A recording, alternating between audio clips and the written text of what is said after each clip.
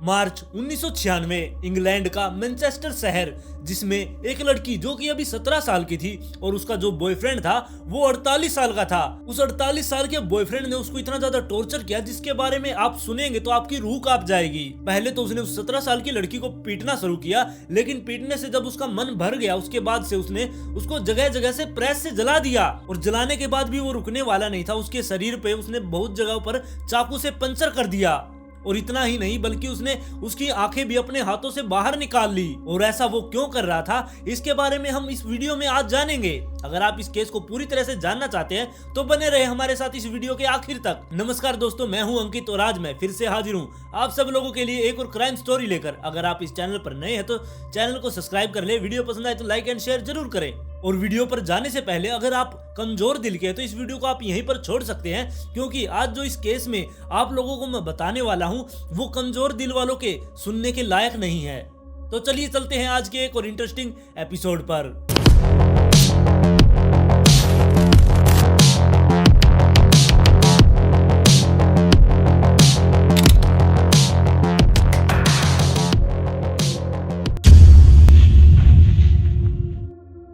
उन्नीस 1940 के आसपास जेम्स स्मिथ नाम के एक आदमी का जन्म हुआ और उसके बचपन के बारे में कुछ ज्यादा जानकारी हमारे पास नहीं है। लेकिन जब वो 22 साल का हुआ तब उसने एक महिला से शादी की और शादी करने के बाद वो उस महिला को बहुत ज्यादा टॉर्चर करने लगा। उसको मारपीट उसके साथ वो करना उसने शुरू कर दिया था। उसको इतना ज्यादा मारना पीटना उसने शुरू किया कि जिसकी वजह से वो उससे बहुत ज्यादा तंग हो गई और उसके तंग होने की वजह से वो उससे डिवोर्स लेके उसको छोड़कर चली गई। जेम्स की पत्नी छोड़ जाने के बाद जेम्स बाहर जाकर और लड़की को ढूंढने लगा और उसे अब 20 साल की टीना नाम की लड़की भी मिल गई थी, जिसके साथ वो अब रिलेशनशिप में आ गया था और वो इकट्ठा रहने लगे थे। और थोड़े दिन तो ये सब कुछ सही चला, लेकिन बाद में उसने उसको भी टॉर्चर करना शुरू कर दिया।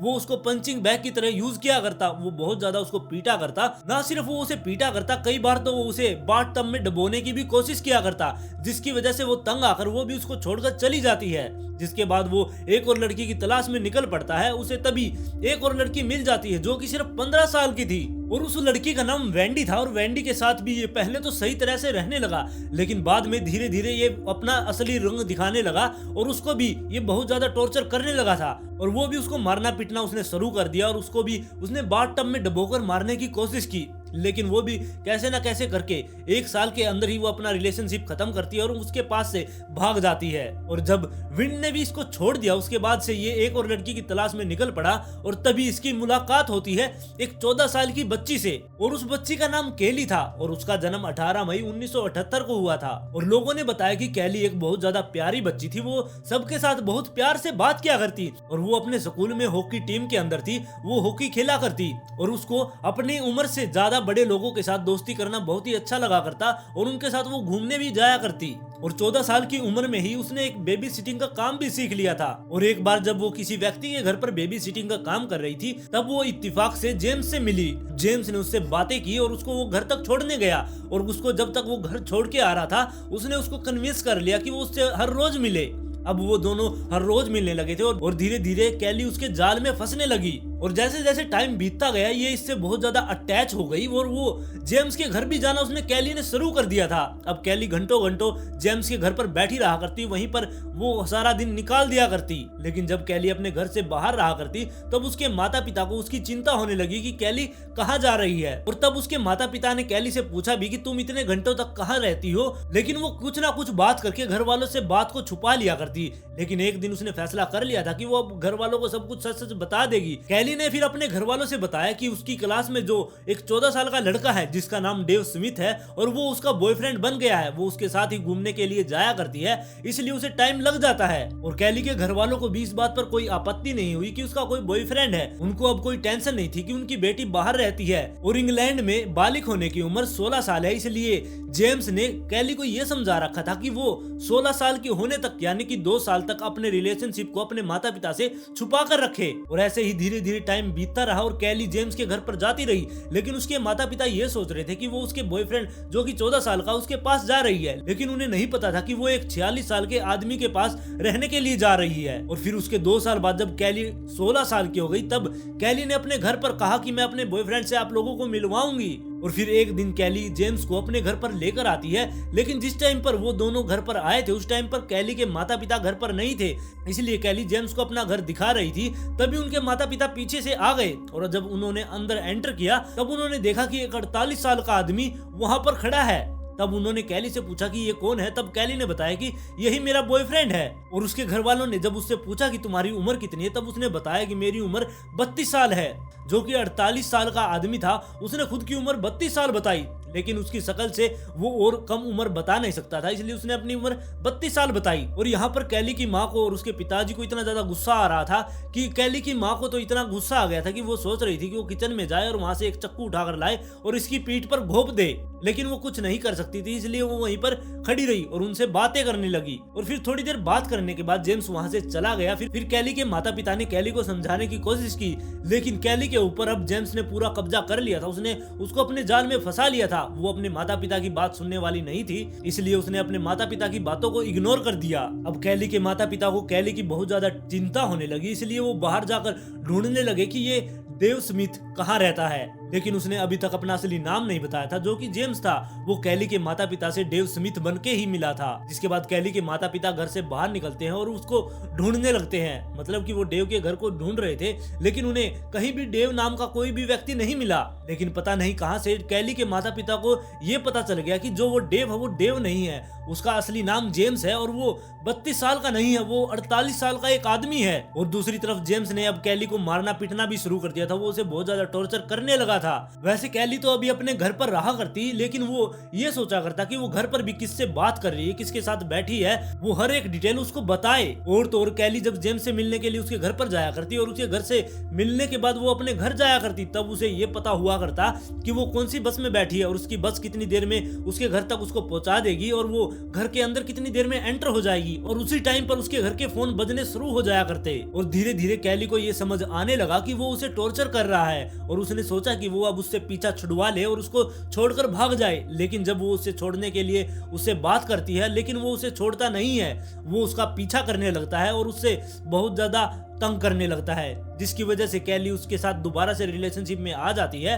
और उसके साथ रहने लगती है। और इस बात से कैली के माता पिता बहुत ज्यादा गुस्सा हो गए थे और उन्होंने कैली को अल्टीमेटम दे दिया। उन्होंने कहा कि या तो तुम उसे छोड़ दो या फिर हमारा घर छोड़ दो। कैली के माता पिता ने ये बातें सिर्फ उसकी आंखें खोलने के लिए की थी, लेकिन कैली ने इस बात को सीरियस ले लिया। जब एक दिन कैली की माँ ऑफिस से घर पर आई, तब उसने देखा कि कैली अपना सामान पैक कर रही है। तब उसने पूछा कि तुम कहाँ जा रही? तब उसने बताया कि मैं इस घर को छोड़कर परमानेंटली उसके घर पर शिफ्ट हो रही हूँ। तब कैली की माँ ने उसके फेस पर देखा, उसके फेस पर बहुत ज्यादा नील पड़े हुए थे और उसकी माँ ने उससे पूछा भी कि तुम्हारे मुंह पर ये नील कैसे पड़ा हुआ है। तब उसने बात को टाल दिया। और इसके बाद जब भी कैली अपने घर पर आया करती, तब उसकी माँ ने देखा कि उसके शरीर पर काफी जगहों पर चोटों के निशान है, लेकिन हर बार कैली इन बातों को इग्नोर कर दिया करती। और एक बार कैली जब अपने घर आई, तब उसकी माँ ने देखा कि उसके शरीर पर बाइट के निशान है, यानी कि काटे जाने के निशान है। तब उसकी माँ ने उससे पूछा कि ये कैसा निशान है? तब उसने बताया कि मैं खेत के बाड़े पर तार पर गिर गई थी, जिसकी वजह से मेरे निशान हो गए।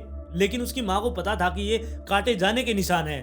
अब कैली की माँ बहुत ज्यादा परेशान हो गई थी, इसलिए उसने पुलिस को भी फोन किया, लेकिन पुलिस ने उनकी बात को टाल दिया। उन्होंने कहा कि अगर आपकी बेटी परेशान है तो उसको खुद ही आगे आकर कहना होगा कि मुझे वो परेशान कर रहा है। वैसे हम उसके लिए कुछ नहीं कर सकते, क्योंकि वो एक बालिग है, इसलिए हम उसे कुछ भी नहीं कह सकते। और अब धीरे धीरे कैली उनके माता पिता के घर पर आना भी उसने बहुत ज्यादा कम कर दिया था, जिसकी वजह से उसके माता पिता बहुत ज्यादा गुस्से में हो गए और उसके घर पर पहुंच गए। और जेम्स के घर पर जब कैली के माता पिता पहुंचे, उन्होंने जाकर उसके गेट को खटखटाना शुरू कर दिया। जिसके बाद जेम्स ने गेट खोला और कैली के माता पिता को घर पर अंदर बुलाया। और अंदर बुलाने के बाद उनको सोफे पर बैठने के लिए कहा और वहीं पर पास में कैली बैठी हुई थी। वो बेचारी बिल्कुल डरी सहमी सी बैठी थी। वो बिल्कुल ऐसे बुझकर गठड़ी सी बनी हुई बैठी हुई थी, जिसे देखकर उसके माता पिता को उसकी टेंशन भी हो रही थी। उन्होंने देखा कि उस घर के अंदर एक गड्ढा सा खुदा हुआ है। तब उन्होंने पूछा कि ये गड्ढा किस वजह से खोदा है। तब जेम्स ने बताया कि यहाँ पर नीचे पाइप वगैरह लीक हो गई थी और प्लम्बर ने आकर इसको खोदा था। अब पाइप ठीक हो गई, जिसके बाद इसको ढक देंगे। लेकिन यहाँ पर भी कैली के माता पिता कुछ नहीं कर सकते थे। उन्होंने वहाँ पर सिर्फ बात की और बात करने के बाद वो वहाँ से चले गए। और इसके बाद 30 नवंबर 1995 के दिन कैली के माता पिता को ये खबर मिली कि कैली अब परमानेंट ही जेम्स के घर पर रहा करेगी। और जेम्स के साथ रहते रहते कैली को अब 2-3 महीने हो गए थे। अब मार्च 1996 आ गया था और मार्च 1996 आने के बाद धीरे धीरे कैली ने अपने माता पिता के घर भी जाना छोड़ दिया था। और फिर 10 मार्च के दिन मदर्स डे आया। उस दिन कैली की माँ सोच रही थी कि उसकी बेटी उससे मिलने के लिए घर पर आएगी, लेकिन उसकी बेटी का आना तो दूर, उसने फोन भी नहीं किया। उनके पास सिर्फ एक कार्ड आया और उस कार्ड में जो हैंडराइटिंग थी वो कैली की नहीं थी, वो जेम्स की थी। इसके बाद कैली के माता पिता थोड़ा चौंक तो जरूर गए थे, क्योंकि कैली ने वो लेटर खुद नहीं लिखा था। और फिर 24 मार्च के दिन कैली के पिता का बर्थडे था। उस दिन भी कैली के माता पिता ये सोच रहे थे कि कैली उनके घर पर आएगी, लेकिन उस दिन भी बिल्कुल उल्टा ही हुआ। कैली ने ना तो कोई फोन किया, ना ही वो उनसे मिलने आई। उनके पास दोबारा से एक कार्ड आया और उस कार्ड में यही दोबारा से हैप्पी बर्थडे लिखा हुआ था। और जो अब फिर कार्ड आया था उसमें हैंडराइटिंग कैली की नहीं थी, वो भी जेम्स की थी। अब कैली के माता पिता बहुत ज्यादा घबरा गए थे, उन्हें समझ नहीं आ रहा था कि वो क्या करे। इसलिए उन्होंने पुलिस के पास फोन किया और उन्होंने बताया कि जहां पर उनकी बेटी रहती है शायद हो सकता है कि वो किसी प्रॉब्लम में हो, आप वहां पर जाकर एक बार चेक करें। लेकिन पुलिस ने भी साफ साफ मना कर दिया। जेम्स ने 10 मार्च से लेकर 16 अप्रैल तक कैली को बहुत ज्यादा टॉर्चर किया। और जो कुछ मैं अब आपको आगे बताने वाला हूँ, ये सुनकर आपके रोंगटे जरूर खड़े हो जाएंगे। और अब जेम्स ने कैली के ऊपर टॉर्चर करने की शुरुआत की। वैसे तो उसको मारा पीटा करता, लेकिन वो अलग बात है। लेकिन जो असली टॉर्चर था वो अब शुरू होगा। उसने सबसे पहले तो कैली के हाथ पैर बांध दिए ताकि वो घर से भाग ना सके। और इन 4 से 5 हफ्तों के बीच में वो कैली को बांध कर रखने लगा था। वो उसके गले में कई बार रस्सी बांध दिया करता। रस्सी बांध कर वो किसी खंबे से बांध देता, या फिर उसको पूरी तरह से सोफे पर बांध कर लेटा दिया करता, या फिर उसको वो छोटे से वो गड्ढा खोद रखा था घर के अंदर, उस गड्ढे के अंदर डाल दिया करता। और धीरे धीरे जेम्स ने अब कैली को खाना देना भी बंद कर दिया था, जिसकी वजह से उसका 20 किलो वेट कम हो गया।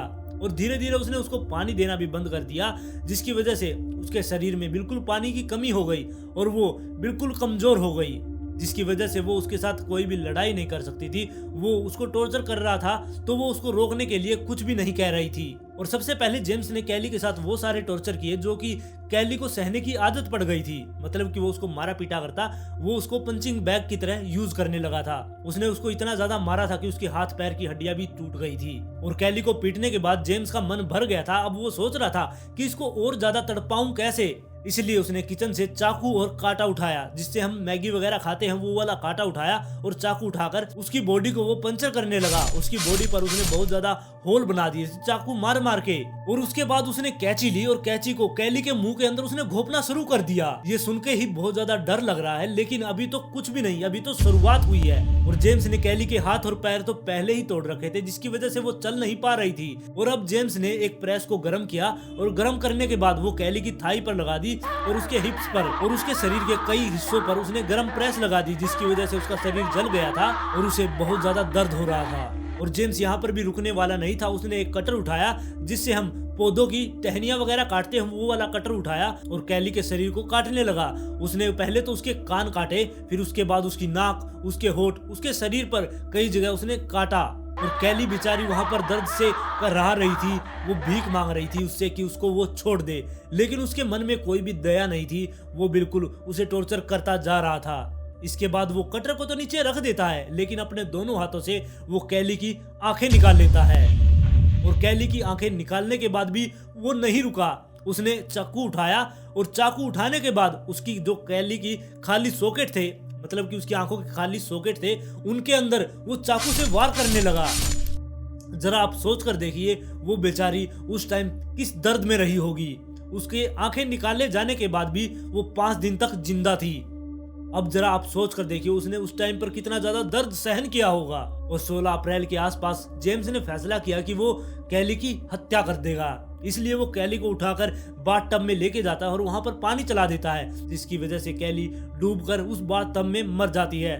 उसके मरने के बाद वो कैली को उठाकर बेड पर लेटा देता है और उसके ऊपर चादर ढक देता है। और ये सब करने के बाद वो कुछ ज्यादा ही स्मार्ट बन रहा था, जिसके बाद वो पुलिस स्टेशन पहुंच गया। वो खुद ही पुलिस स्टेशन पहुंच गया था। और पुलिस स्टेशन जाने के बाद उसने कहा कि मेरी गर्लफ्रेंड पानी में डूबकर मर गई है। वो घर में बाथ टब में नहा रही थी और नहाते नहाते वो उसमें डूबकर मर गई है। जिसके बाद पुलिस उसके साथ आती है। और जेम्स के घर आने के बाद पुलिस ने देखा कि कैली की बॉडी बेड के ऊपर लिटाई गई है और उसके ऊपर एक चादर है। और जब पुलिस ने उस चादर को हटाया तब पुलिस वाले के पैरों के नीचे से भी जमीन खिसक गई थी, क्योंकि 4-5 हफ्तों का जो टॉर्चर कैली के साथ हुआ था, जो मैंने अब आप लोगों को बताया है, अब आप जरा सोच कर देखिए उस टाइम पर जो कैली की वहां पर बॉडी पड़ी थी वो किस हालत में थी। और पुलिस ने अब उस बॉडी को देखते ही पुलिस वाले समझ गए थे कि ये पक्का कैली का मर्डर किया गया है और कैली को मारने वाला और कोई नहीं, जेम्स ही है।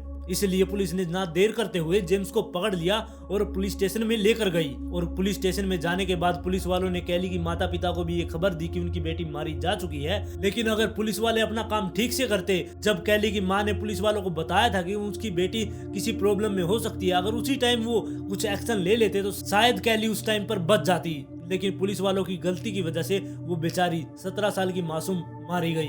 इसके बाद जेम्स को अदालत में ले जाया गया और अदालत में उसको सिर्फ 20 साल की सजा हुई। वहां पर सिर्फ 20 साल की ही सजा अवेलेबल है। लेकिन जब जेम्स को कोर्ट में ले जाया गया, वहां पर भी जेम्स ये मानने को तैयार नहीं था कि उसने कैली को मारा है। वो उल्टा कैली के ऊपर ही आरोप लगाने लगा कि वो बहुत ज्यादा गंदे कैरेक्टर की महिला थी, वो मुझे हर बार गाली दिया करती, अगर उसे छोटी सी चोट भी लग जाया करती तो उस चोट को बहुत ज्यादा बड़ी बनाकर ये दिखाया करती कि मेरे तुमने चोट मार दी। लेकिन अदालत को तो सब कुछ सच सच पता था, इसलिए उन्होंने उसे 20 साल की सजा दी। लेकिन एक बात की खुशी ये भी है कि जो उसे 20 साल की सजा हुई थी वो उसकी पूरी होने के बाद आज भी वो जेल के अंदर ही है और अपनी सजा काट रहा है। उसे अभी तक रिहा नहीं किया गया। अगर उसके साथ आगे जो कुछ भी होता है तो मैं आपको अपडेट कर दूंगा। आज की कहानी में बस इतना ही। अगर आपको कहानी पसंद आई तो लाइक एंड शेयर जरूर करें और इस चैनल पर नए तो चैनल को भी सब्सक्राइब कर ले।